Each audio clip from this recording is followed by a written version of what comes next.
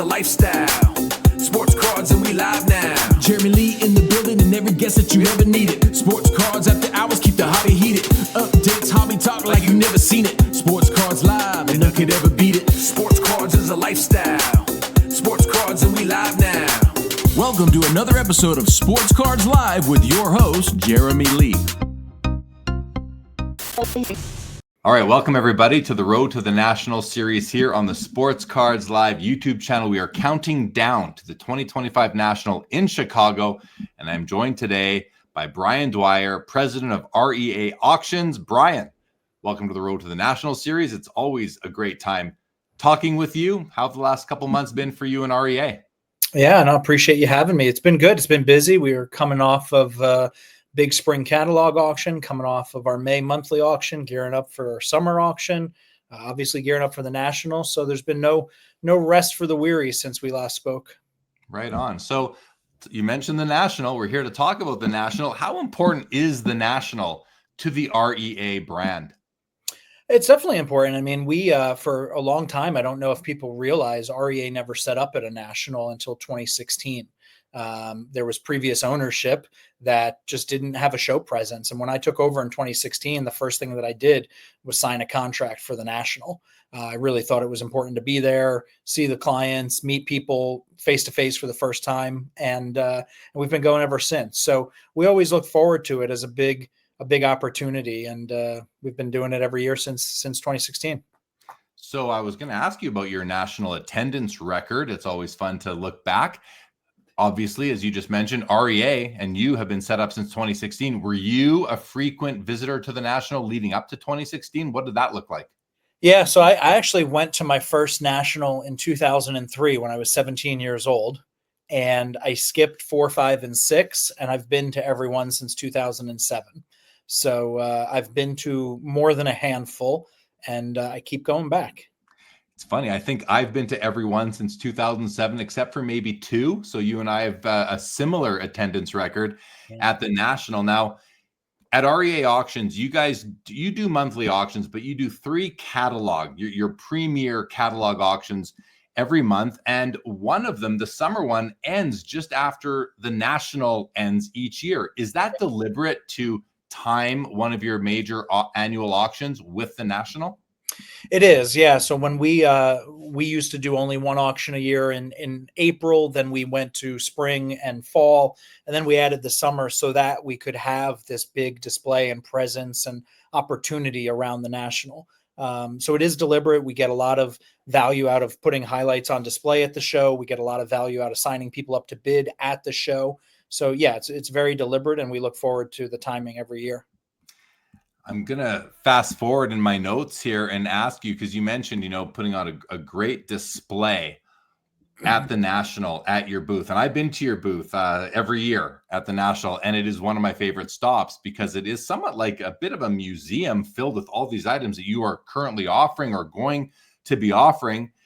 What are some items that people will be able to see coming up here at the end of July, early August at the National that are maybe extra special, very rare items, maybe even some things that have never before been seen? Are there any of those sorts of things that people can see this year? Yeah, I mean, you took the words right out of my mouth with calling it a museum. That's the way that I've always viewed it. It's got something for everybody. I mean, it's always got auction highlights. This year, something that I'm very excited about is that we're introducing the marketplace component to our setup for the first time. So you mentioned that we do monthly auctions. You mentioned that we do catalog auctions, but earlier this year we launched our marketplace, and that allows sellers to set their price, fixed price listings. People can come right in and buy. And so we're bringing those items to the National. We have some really, really special items in there that I'm very excited about. We have some rare 19th century. We have some incredible unopened boxes that are particularly rare. We're adding stuff daily. So what we have today might even look different by the time we all get together in Chicago, but I'm really excited by some of the marketplace items we'll be able to feature. That's really cool. I wasn't expecting that. And will people be able to purchase those from you right at the show if they so choose? Yeah, so there will be a component of our booth that will allow you to see items, and if you want to buy them right on the spot, you can, and that's going to be different for us. And I think that'll be fun for collectors who come to the REA booth expecting to see something special, but always kind of have to wait a couple weeks to see if they can take it home with them. You could see something and walk away with it this year, which will be kind of fun. And these will all be items that are consigned to you. Will any of these items be REA owned or Brian Dwyer's personal collection items? I mean, there might be a Brian Dwyer personal collection item that I toss in the marketplace, but by and large, it is consigned items. People who, just like they consign to our auction, consign to our marketplace, set the prices, and we're just the facilitator. Sourcing these rare, maybe never before seen items is a big part of what you do to differentiate REA from other auction houses. You need to have special pieces, cards and collectibles, memorabilia that people want to purchase. So, I wanted to ask you, when you deploy your team to the National each year, what are some of the goals that you go with that you guys have discussed, beforehand? And I don't want to answer for you, but I'm gonna sort of, is some of that to find these items on the show floor? Without a doubt. I mean, one of the big things that we talk about as a goal and as a priority is just meeting the clients. I mean, this is such a relationship-based business that getting the opportunity to see people for the first time is very valuable and exciting for us. But there's also the object of getting material. So sometimes we see those items sitting on tables, and we have conversations with the dealers and say, hey, this is really an item that might be best suited for an auction, or they come to us and they say, I've been saving this all year until I had the opportunity to speak to somebody in person at the National about it. So we always walk away from the National with some really cool items that we weren't even expecting to see, let alone take home for auction. Outside of growing your business at the National, what are you most looking forward to this year? I mean, especially in the last several years, I've always been amazed by just how the hobby's changing and how it's rapidly evolving, and how every year, there's more people getting involved. The attendance records are broken. There's more kids. There's more women. There's more people coming into the hobby. So I just like being on the show floor and kind of feeling the energy of the hobby. Obviously, there's business goals for us with setting up at the show, but I'm a hobbyist. I'm a collector. I like to see that people like the hobby and value the hobby and want to be part of the hobby. And there's really no better place than the National for that. When you are browsing the show floor, looking around with your collector hat on, Yeah. will you be looking for anything to add to your personal collection this year? Are you the kind of browser hobbyist who walks the show floor at the National with a few specific targets, or do you like to maybe purchase one or two things that just catch your eye? What do you see for yourself this year? Yeah, I honestly can't remember the last item I bought at a National, but I can remember one of the most interesting items that I bought at a National, and it was one that just caught my eye. I was in Chicago many years ago, walking down the show floor, and I saw somebody with a $500 bill in their display case, and it stuck out at a card show. And I got into a conversation with the guy, and he was teaching me a little bit about currency, and we ended up striking a deal on it. And we've remained friends since. We've done a lot of business at REA together just because of this $500 bill purchase, a decade ago or whatever it was. So I'm always a what catches my eye kind of collector at the National. I don't have to have everything, or anything for that matter. I joke I have the best collection in the world several times a year by working here at REA. So I'll walk the show floor and just see what catches my eye. You mentioned a few minutes ago that you like to see how the industry is changing, and the National is a place where you can kind of put eyeballs almost directly on that. How do you think the National will be different this year than last year? Will it be better? And if yes, what does that mean for the industry? Well, the word better is a tricky one, because what's better for one person might be worse for another, or vice versa. And there might be some people that look at what a show looks like and say, oh man, I long for the old days, the 2003 National. And there might be somebody that comes and says, this is the best National they've ever been to. So I'm always cautious about saying that it's going to be better or worse. I think it might be different. I think there'll be a lot of, modern cards and trading, and there seems to be a lot of box breaking and trading and stuff like that going on, and live streaming. So I think it'll be different, and I'm just excited to see kind of what the next chapter of the hobby holds. I don't think it's better or worse, whatever gets people involved. I've said it on your show before. I don't collect today what I collected as a 15-year-old. So just because people are collecting modern today doesn't mean that they won't be a client of ours in the vintage realm in a year, 2 years, 5 years, whatever the case may be. So I'm just there for a good time. I mean, the hobby has certainly evolved in the past 5 to 10 years, maybe more than we've seen it evolve in any period prior to that. Are you open and welcoming to all these changes, things like live shopping and the rise of TCG on the Sports Collectors Convention, the National Sports Collectors Convention show floor? It doesn't say Pokemon collectors, but we've seen more of that. Are you open to the hobby becoming broader and not just, the typical set collectors of the 70s and 80s? I think you have to be, and if you're not, I think you're in for a rude awakening, and I think you're apt to be left behind. So yeah, I am open to it. I understand that there's going to be a lot of booths on that show floor that don't interest me, and my booth's not going to interest a lot of people on the show floor. And that's what I think makes the hobby great. There's a lot of different ways to approach it and tackle it and enjoy it, and people learn. And I think for us, it's just about exposure and exposing people to what we do and our little slice of the hobby. If they want to come on in, the water's fine. So Yeah. it's there's room for everybody. I'm thinking just the way things are evolving. We've seen a really, I'd call this a very nice change to the typical or the standard LCS out there. These aren't dusty rooms with stacks of cards and boxes everywhere anymore. Many of these new LCSs look like jewelry stores or watch stores. They're really curated, fancy showcases. They're providing an atmosphere of luxury in many ways. What do you think about that, and what parallel do you draw to the auction component of the industry? Yeah, well, I mean, I think that as prices have escalated, I mean, the cost of packs, the cost of boxes, the cost to participate in some of these modern breaks, I think these card shops are saying, "Hey, we're charging a lot of money. We want to give you a premium experience, and we want to make it so that you're comfortable and you come in here and you sit and you watch and you break and you trade and you do whatever." And I'm all for that. In the auction world, I think that REA's hallmark has always been service, and we've always understood that this is a premium product that we're putting out there, and we want to give people a top end experience. And I think we've just leaned into that even more.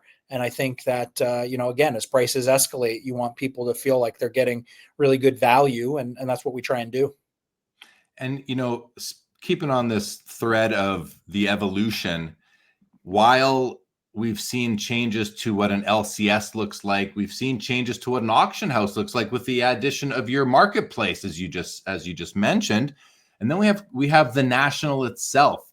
Do you feel like, and again, you've been to every National since 2007, do you feel like the National is keeping up with how other aspects of the hobby have evolved?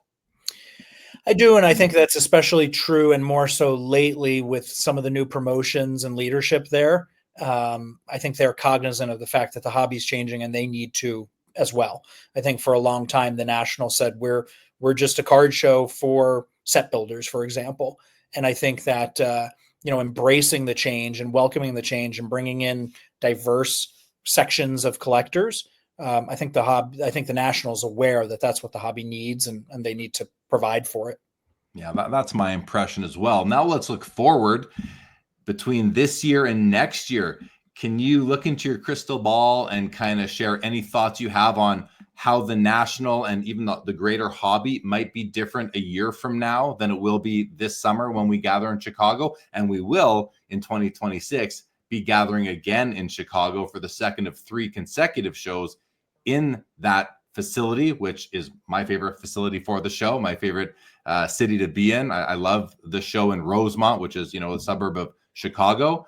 But just to reiterate, what do you see changing between this year and next year, if anything? Well, I think we I love Rosemont as well, but I wonder if Rosemont is going to be the perfect venue for us for a long time to come. We've already seen Atlanta and Detroit in the conversation for future shows.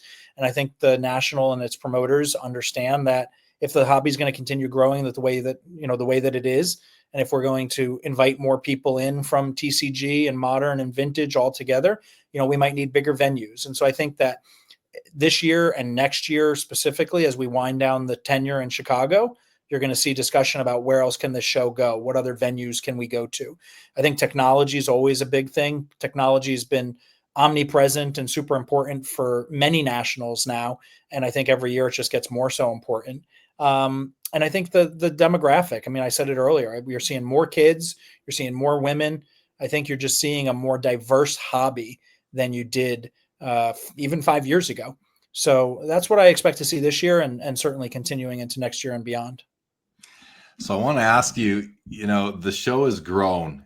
There's more square footage, there are more vendor booths. It can be overwhelming when you first walk in there. What's a tip or a strategy that you would want to share with somebody who has maybe never been to the National before about how to manage your own headspace when you walk through that entry, which is the grand entry into the room? You walk in and you're just like, where do I go? What direction do I go in? What would you say to somebody who's going for the first time? Remain calm because it can be overwhelming very quickly. I mean, it's a lot to take in, and your instinct is that you want to see it all. And for some people, that's just not practical. You don't have the time, to devote to see every vendor booth. So I think that one of the things that was told to me early, and I've recommended it to people, is take notes and take pictures. If you see something and you're not pulling the trigger right then and there, take a note, take a picture so that you know where to come back to. Because if you try and remember it all in your head, you're going to get disoriented, you're going to get turned around on that show floor, and you're going to forget where you saw things. So I think note taking and picture taking is very important. But just have a good time. I mean, it's like going to Disney World. You're in this mecca for sports collectors and collectors in general. Just keep calm and enjoy it, and you'll see as much as you possibly can. You mentioned taking notes so you can maybe circle back. One thing that I advise people of, it's a bit of the opposite, Brian, but I think we can find a common space here, is that, if you walk into the show and you're looking for that one card, I don't know, you're looking for that 1941 play ball Ted Williams, and you're looking for a low grade copy that looks really good, it's well centered, and you see it at the first booth that you walk into, and there's no guarantee you're going to see another copy in that room. What do you say to somebody who might say, well, I want to spend the day looking around, find 4 or 5 potential items to purchase, and then I'm going to go circle back and I'm going to go have lunch. I'm going to look at my pictures. I'm going to decide which one to go back to. I say to that person, that Ted Williams is going to be gone. That Ted Williams might be gone 10 minutes after you leave that booth, because the best items get snapped up early. Yeah. And it just depends on what your goals are. I mean, if you're coming in with a very short want list, when you see something, you've got to be prepared to act. And I think that goes to the technology comment that I made earlier, where, we're seeing people with comps in their hands now, with their phones and their iPads and their tablets. They can comp out cards very quickly. And in the old days, you had to kind of have all that information. I say the old days, 10 years ago, you kind of had to have all that information in your head. But yeah, if you've got a want list and it's somewhat finite and you've got the budget allocated, be ready to act is another good tip. And I think that's what you're kind of alluding to, because there's going to be over 100,000 people that cycle through that show floor, and nothing's guaranteed to last until you make it back. But if you do want to circle back, that's where note taking comes into effect. Yeah, that's exactly what I'm alluding to, is that don't think that the card that you might decide to purchase 3 or 4 hours later or the next day even is still going to be there. It happened to me once, Brian, where I saw a card. I wanted to buy that card, but thought, not yet. It's Wednesday of the show. I've got 4 more days to be here. I'm going to walk around. And I went back to buy it and it was gone. And I said to the guy, when did you sell it? He said, like 3 hours ago. Well, I was here 3 hours. Yeah, it sold right after you left. Like, the best cards do leave.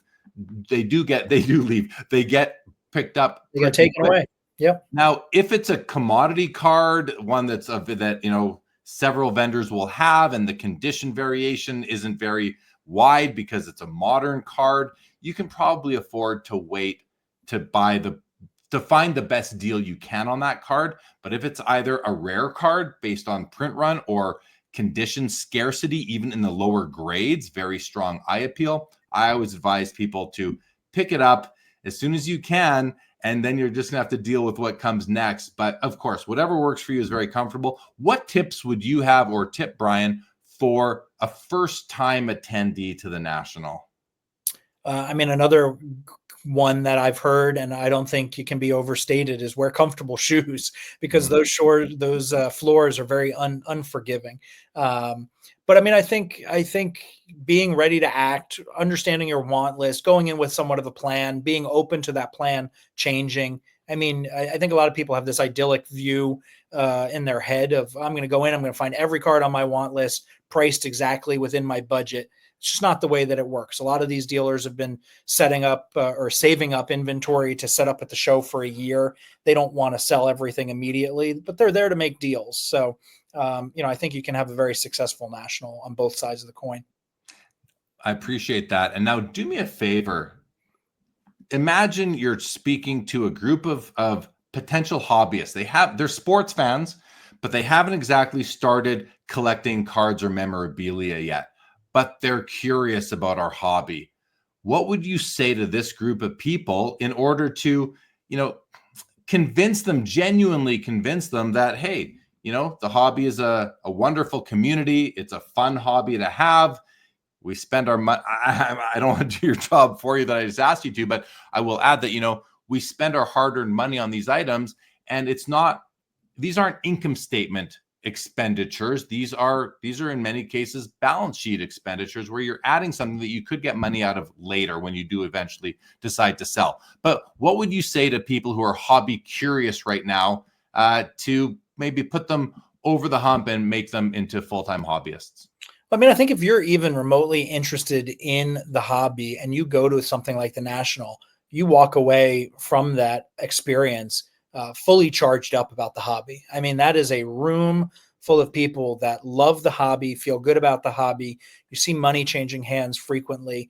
And to your point, I mean, it's people that are spending money, hard-earned money, on items that, they view as a store of value. They view as getting some enjoyment out of, but these are not items that are going to be worthless. They retain a lot of value, and you can have a really good experience. So I think the National is good to get people, even more excited than they already were.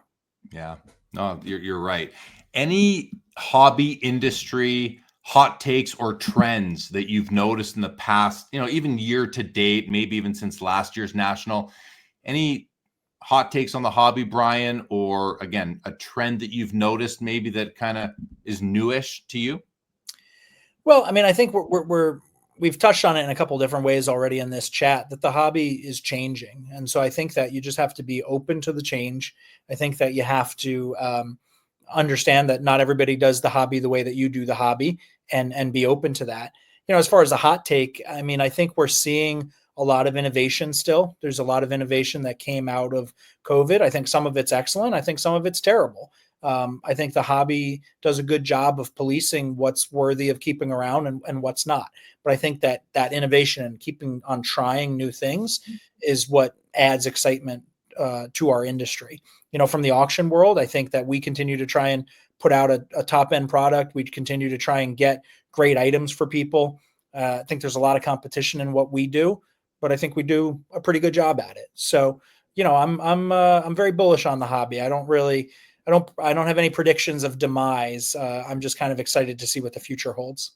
If you think about the hobby pie in terms of categories, baseball, basketball, football, hockey, soccer, memorabilia, non-sport, all these different things, have you noticed a shift in the sections of that pie? Like my perception has been that baseball has always had the biggest piece of the pie. Has that piece shrunk at all? Is it growing? Where do you see that going right now? So I would agree with you that baseball has always been the hobby's leader, in my opinion. I just look to our own auctions and I see that we're offering more TCG. We're offering more memorabilia, original photographs, tickets, game used memorabilia. We're seeing growth in those areas in our own offerings, which I think is indicative of what collectors are collecting and what collectors are looking to buy. So, baseball, I think, will always be kind of the leader and the largest part of that pie. But I think you're seeing other sections grow. And, I attribute some of that to social media. There's just more opportunity to talk about it. There's more opportunity to show off about it, to share it. So, I think there's plenty of room for everybody. How important do you think, and you just alluded to it, like the community? When I go to the National this year, Brian, I'm going to look at cards. I can't wait to window shop and hopefully find one or two pieces to add to my collection. But I also, and almost equally as much, if not more so actually, go to the National to see my friends, to make more friends, to build existing relationships, whether personal or professional. But I just love the community. I love the vibes in the room. I'll see you. It's going to be great. We'll have a fist bump, that kind of thing.